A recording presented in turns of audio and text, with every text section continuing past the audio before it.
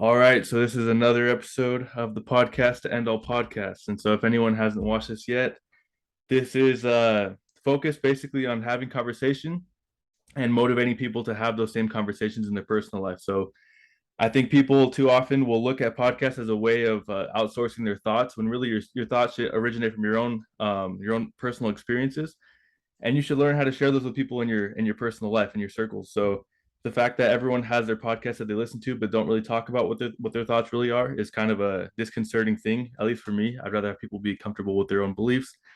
So that's just a little intro, and we have a special guest today that I ran into her at the gym and had a little bit of conversation, and she agreed to help me out with the podcast, which is huge. So I wanted to give her the opportunity to introduce herself, tell us about like where you're from and what you're doing right now, I guess, in life, if that is Yes, okay.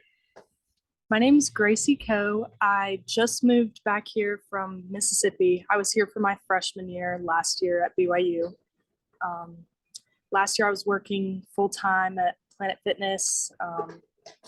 Yeah, this year I'm trying to focus more on school. I'm looking to be a PE instructor at the MTC part time so I can have more time for school. And yeah, I've pretty much been into athletic activities my whole life. And so that's why I'm still doing that. Yeah, and you said you're from Mississippi. Is that what you said? I am, yeah. Yeah. So I talked to you for like 2 minutes in the gym, and I'm now noticing like the drawl, like the southern accent. It's like cool. It's definitely a cool accent. So I guess my first question, you mentioned that you grew up kind of active. I guess like from your younger years until now, you've been active the whole time. What were some of those activities that you did? And I guess after that, another question is what kind of made you explore fitness? Because it sounds like those activities like they were fulfilling for a time, and you had to take the next step and make like an evolution in your progress, I guess. So if that makes Oh, sense. yeah. So I have been playing basketball since I can remember. I probably started when I was second grade, maybe. I was put in a little upward league. If you're from Mississippi, you know upward basketball. That's where everyone starts. But it's just little kids. You get little wristbands for who you're guarding. Like if you're red, you're guarding the red girl. Yeah. Uh, that's just how I started out being active. And then when I moved to a new school in middle school, I was tall for my age. So the volleyball coach invited me to be on the volleyball team. So I did that. Basketball and volleyball, I stayed consistent with that up until my senior year when it all ended, of course. I was looking at playing volleyball in college at some D2s and D3s, but it just wasn't in the cards for me. My dad told me it would be wasting my academic potential if I didn't take the opportunity to go to BYU. Even though I was offered a place on some volleyball teams, but I honestly wouldn't change it now that I think back. It makes me curious, like where I would be if I was playing volleyball still. But because I didn't have sports in my life anymore, I turned to the weight room to fill that, active void in my life that, I've had this whole time, an outlet through sports. As soon as that was over, I needed something. So I turned to the weight room and I absolutely fell in love. Yeah, that's super interesting because this is something I've thought about as well, is that when athletes stop playing their sport, it's a super interesting phenomenon, I guess, where you kind of don't know what else to do. So, 'cause I played sports growing up as well, and I played basketball in high school, but I moved around during high school a lot of times. And so by junior year, I'd already moved again, and so the season was already had already started, so I wasn't playing anymore. So I just decided not to play basketball anymore. And at that point, I just kind of realized like I didn't know what else to do for exercise. Like besides like the training you do for your specific sport, I never really like learned anything outside of that. Like you said, going to the weight room. I tried going to the gym and I just didn't know anything. And so I went like maybe once or twice a month for like a few months and then just decided like I don't know what this is gonna do. And so I just quit.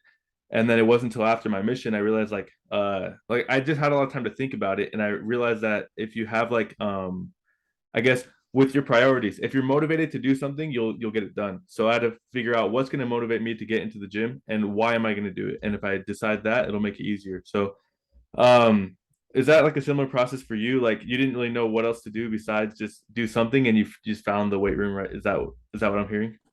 Yeah, for sure. I actually started because my basketball period was my last period at school. Um, and in March of my senior year, that was done. We could just go home, seventh period. I was like, what? Like, I can't do that. I can't just go home. I'm so used to just going and being active for 3 hours during seventh period until 5:30 at night. So I just went to the school's weight room and just worked out by myself and followed like little workout videos I found online. Um, yeah, and I just had to fill that time that I was used to just being active right after school, but also like internally, I just needed that outlet. Yeah, that brings up a super good point. I mean, for me personally, I when I finally decided I was going to take fitness seriously, I also had like an environment of like solitude as well. So I think it's like I don't know about everyone. Some people just like through social like maybe they go to the gym with their friends and that's how they get involved. Um, I don't know. I feel like for a lot of people, like in your room, like doing push-ups or something, there's always like a place of solitude where you finally decide for yourself, like in a moment, you're like, this is what I'm going to focus on and just do my best. But what's that element, I guess? Is it like you feel pressure from other people, like observing your performance? You just like where you feel better working out by yourself, right? Like what do you think causes that? Um, so I actually do love working out with my friends. This past summer, I went to the gym like every day with my three guy friends. We did that. But there's just some days where I would text them and be like, nah, today's a me and my AirPods day. I would literally say that. Like I just need my music, myself, and the weights and kind of block out the rest of the world, get my emotions out. And it is a crazy thing. Like you wouldn't think it would have that much of an impact on you, but I think I would be not very emotionally stable if I didn't have the gym and I didn't have those me, myself, and I days in the gym. Yeah. I guess that brings me another point. Like everything you're saying is making me think. So, just from like observation in my personal life, and I'm sure people can relate, is that these days things are just so easy. And as far as like accommodations go, like you can go get anything you want to eat from like a store or a restaurant right next to you. Everything's so facilitated where everything's so easy in life. It seems like compared to where other people might have to struggle to get food and water. But like that struggle is necessary for growth. And so that's interesting. You say that without the gym, you wouldn't really feel as stable in your life because it provides that pressure, like the pressure that creates diamonds. You know, it's like the same concept of like the refiner's fire, where not many people like. I don't know how many people like actually see it like this. Maybe that's why not as many people go to the gym as there should be. That the gym is like the place where you get to create your own like diamond. You turn yourself into the diamond. Like where life is a little bit easier, your environment is a little bit nicer, and so therefore you don't go through the process as early in life as some people in other countries do, like in third world countries. So I don't know. Does that make sense? Where the gym is the pressure that you apply to yourself to form yourself and to create who you want to be.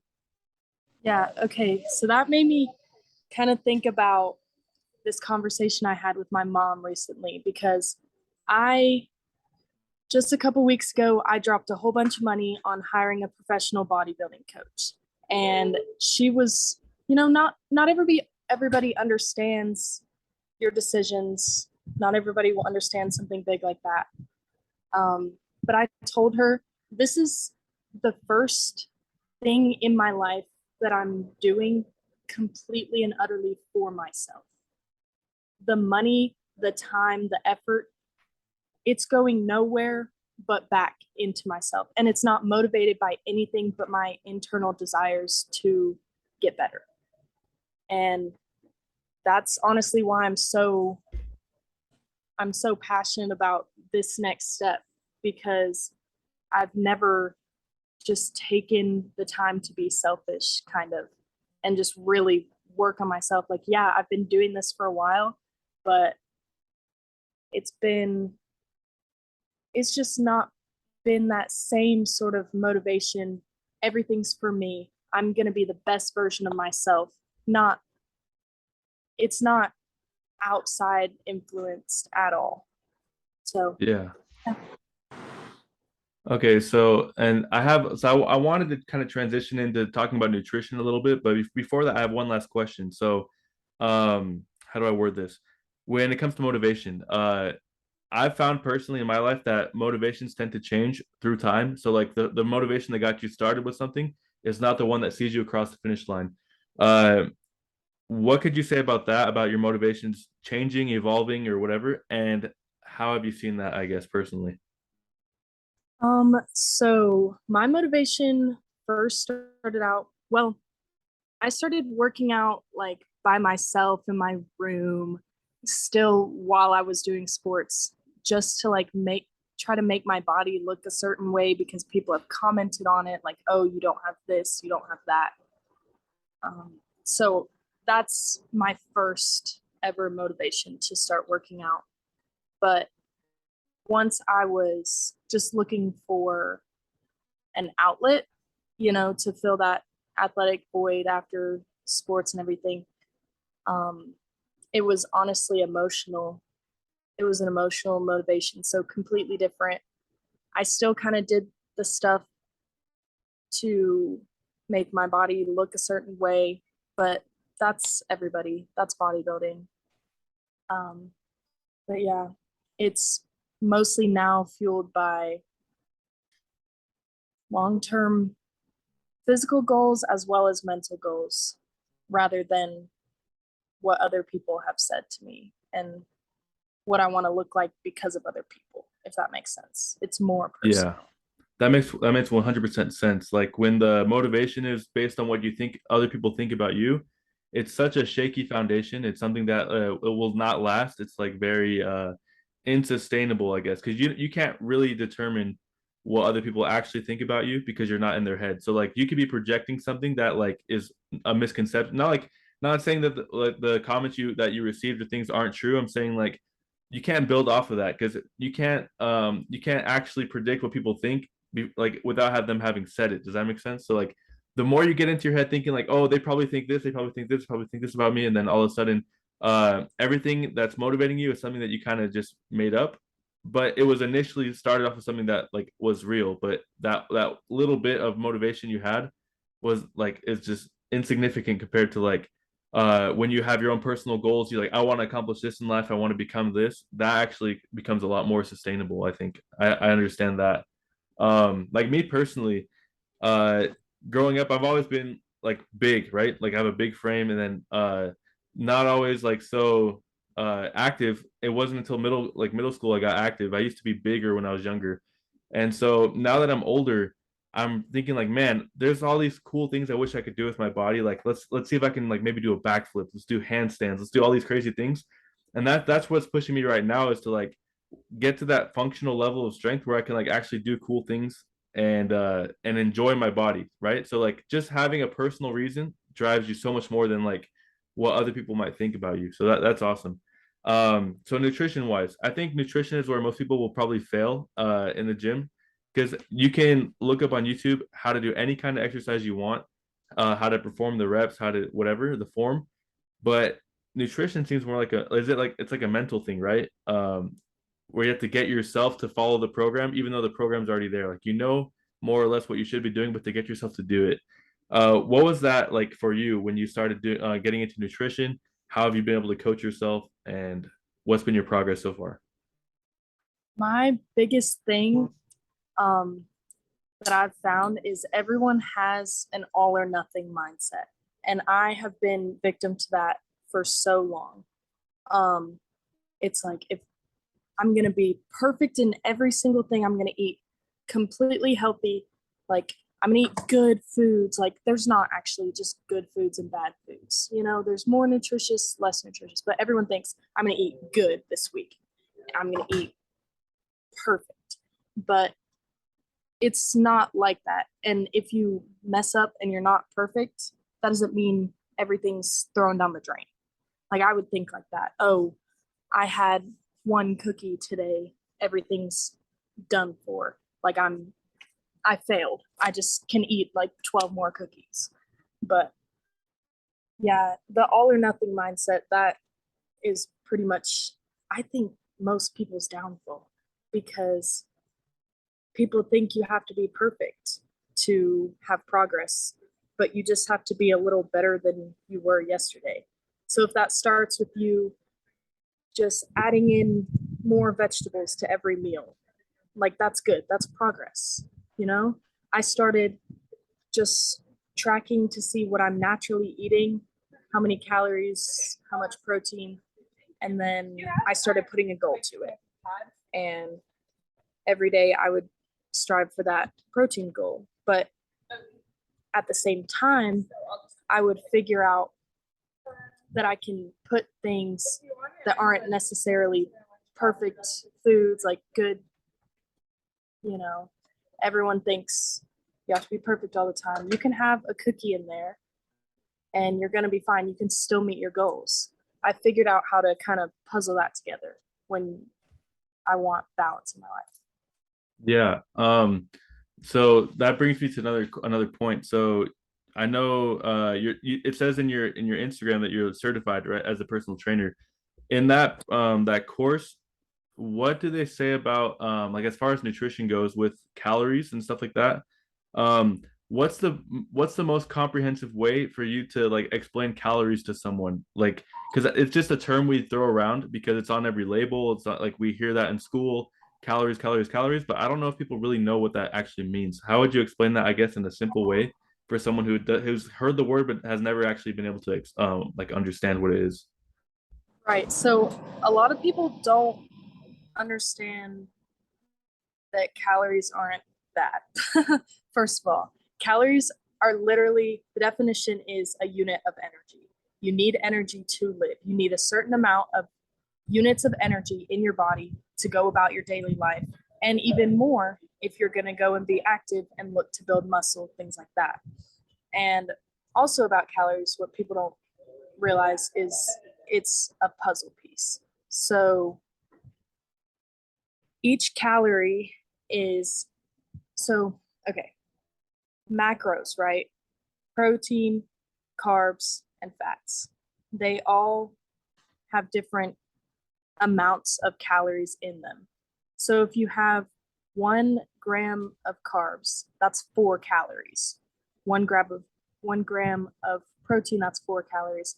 1 gram of fat, that's 9 calories. That's why we look to kind of limit our fats because they're the most calorically dense macro. Um, that also means that you're gonna have to fit all of those together to fit a bigger calorie goal. But overall, yeah, people think calories are bad. It's just what you need in your life, a certain amount of these different macros. Um, Calories are supposed to be about 30, I'd say 30%. Um, Carbs, 60, something like that. It's like you need a lot of carbs. People think carbs are bad. You need those. You need a lot of carbs, a little bit of protein, and a little bit of fats. More protein than fats, but yeah, it's all a puzzle. Yeah, so that's a good point too about mentioning the proportion of macros, like how you balance the proteins versus the carbs and the fats, because I mean I've noticed the same thing you said about the all or nothing mindset and about how there's certain foods that are more healthy and then less healthy, and there's like a whole like a scale or a spectrum that I guess what I'm trying to say is um I just lost my train of thought. Hold on. I was gonna say that when you uh when you balance the proteins, fats, carbohydrates, I think most people's problem is that when they balance them so incorrectly that their body like responds negatively. They assume they're eating unhealthy when really they're just not eating the right amounts of proteins, carbs. That's what I'm trying to say. Is I think most people would do better to increase their protein intake, just across the board generally. I think a lot of people just eat mostly carbohydrates. And they think that's what makes them think carbohydrates are bad, is because they see a negative reaction from eating too many carbohydrates, and therefore it's like there's correlation and causation. So the negative results are not caused by the carbohydrates, they're correlated to eating too many carbohydrates as opposed to not eating enough protein or whatever. Does that make sense? So Yeah. um So taking away protein is building up more carbs. It's not the fact that you're eating carbs, it's the fact that it takes away from your protein. yeah, it's improperly balanced, and that's what I think a lot of people will do better to understand.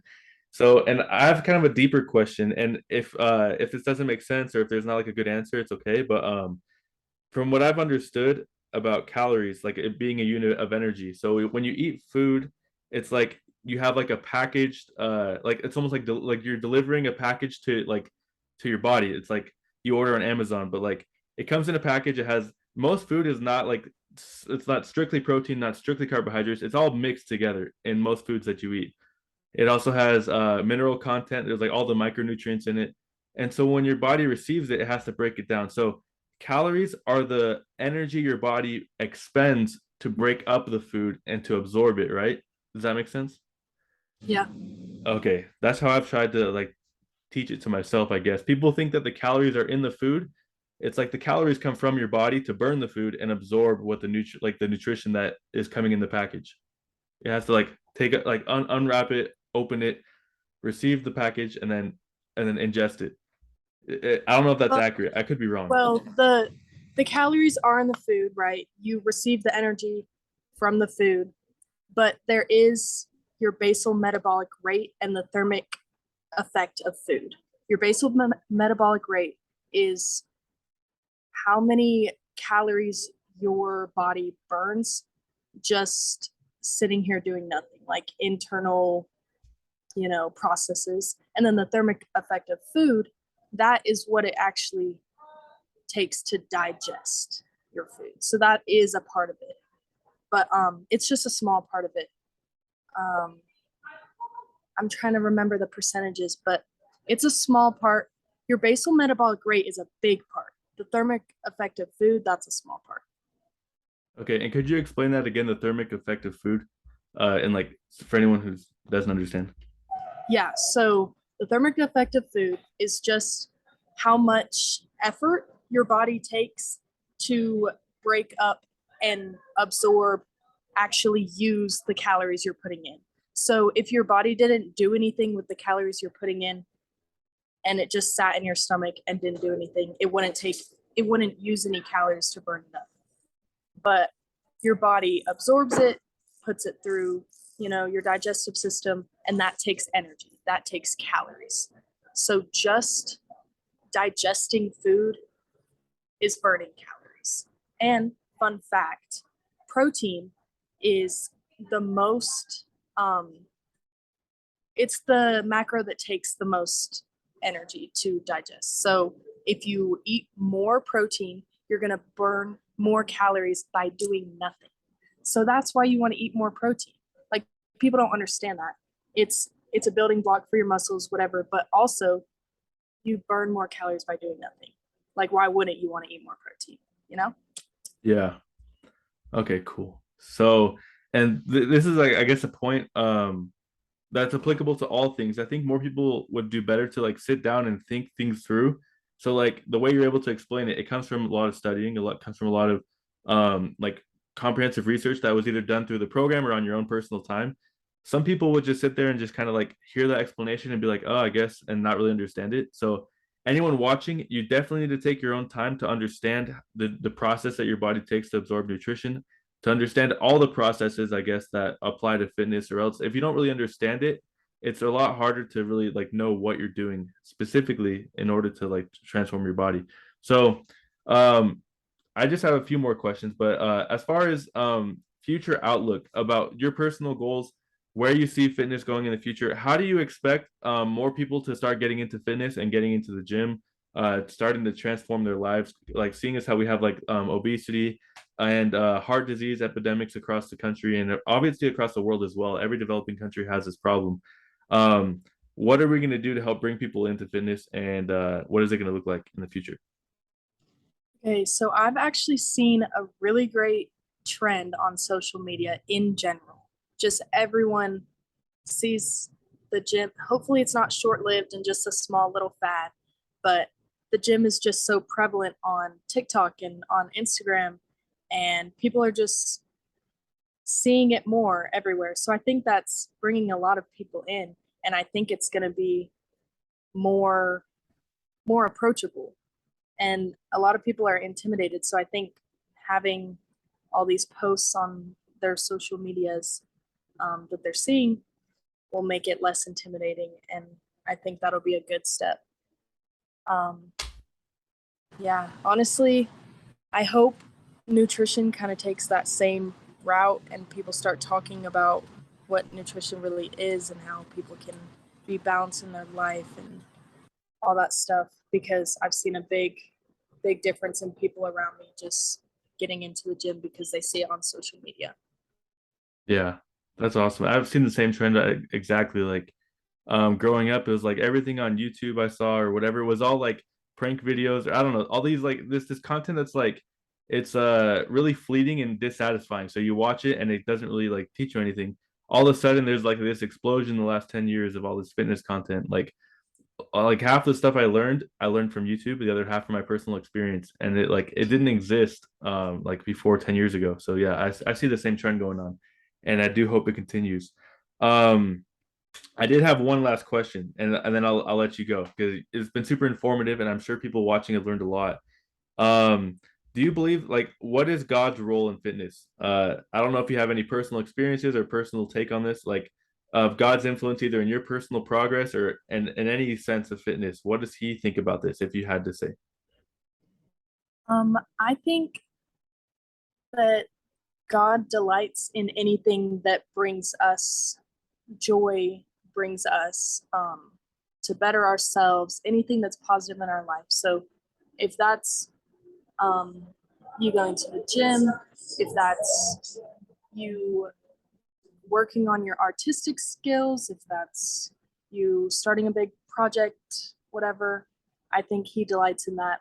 And he will help you in anything that is a good cause and you ask him, you know, uh, sincerely for help in. So if your goals are in the gym, your goals are in fitness, and that's something you're doing with pure intent, you can totally ask him for help with that.